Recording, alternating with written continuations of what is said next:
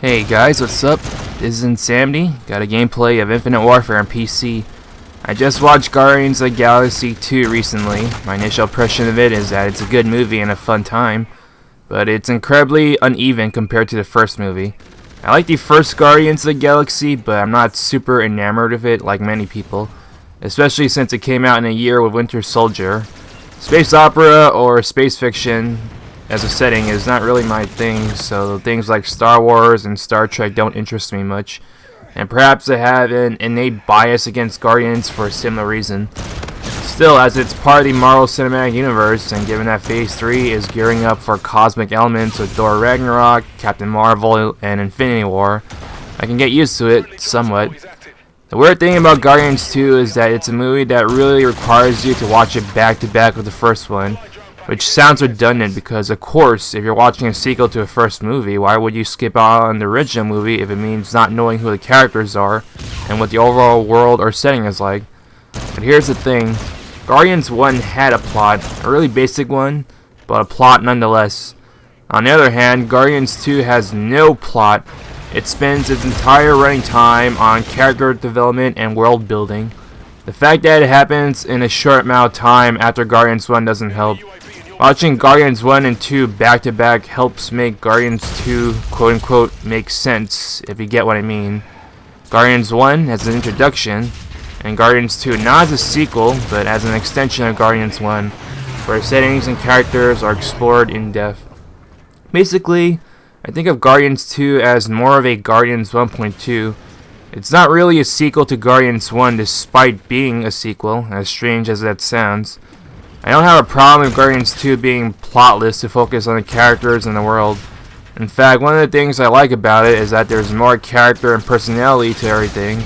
The Ravager culture being expanded upon, a new race called the Sovereigns, tons of different planets that are merely glimpsed at when Rocket and Yon do hyperspace jump, and a cinematography highlighting just how alien and space-like the world is.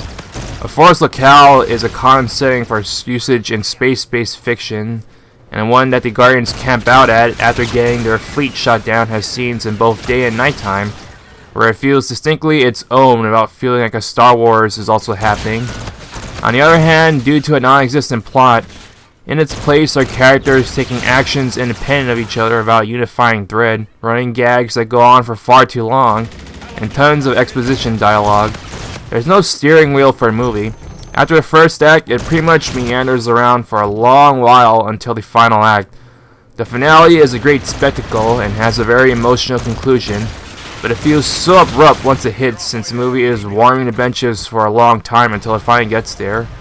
In Guardians 1, the Infinity Stone was a unifying aspect of the characters who took actions related to it, directly or indirectly, and the plot was able to progress forward at a reasonable pace while still taking some time to explore characters, if obviously not to the same extent as Guardians 2.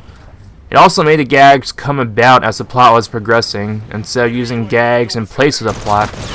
There was a balancing act to Guardians 1 that was well handled, so it's not surprising to me that Guardians 1 is considered better than Guardians 2, even if there are things to appreciate about Guardians 2. And it's for this reason that watching Guardians 1 and 2 back to back helps Guardians 2 make sense, since it feels more of an extension to Guardians 1 rather than a standalone sequel that builds upon Guardians 1.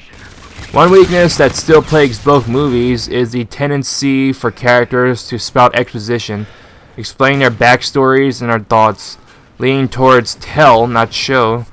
It's incredibly awkward, but then again, in real life most people usually don't say in full what their true thoughts and feelings are.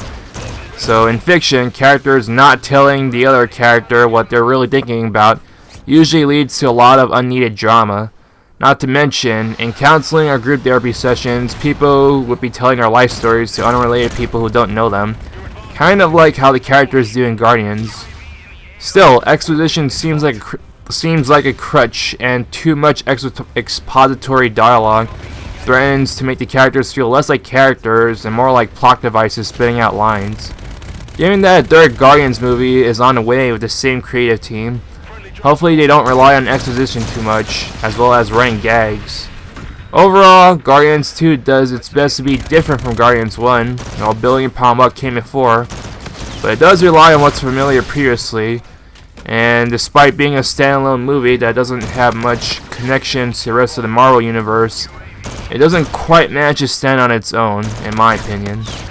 That's a gameplay and commentary. Hope you enjoyed it, and Insanity is out.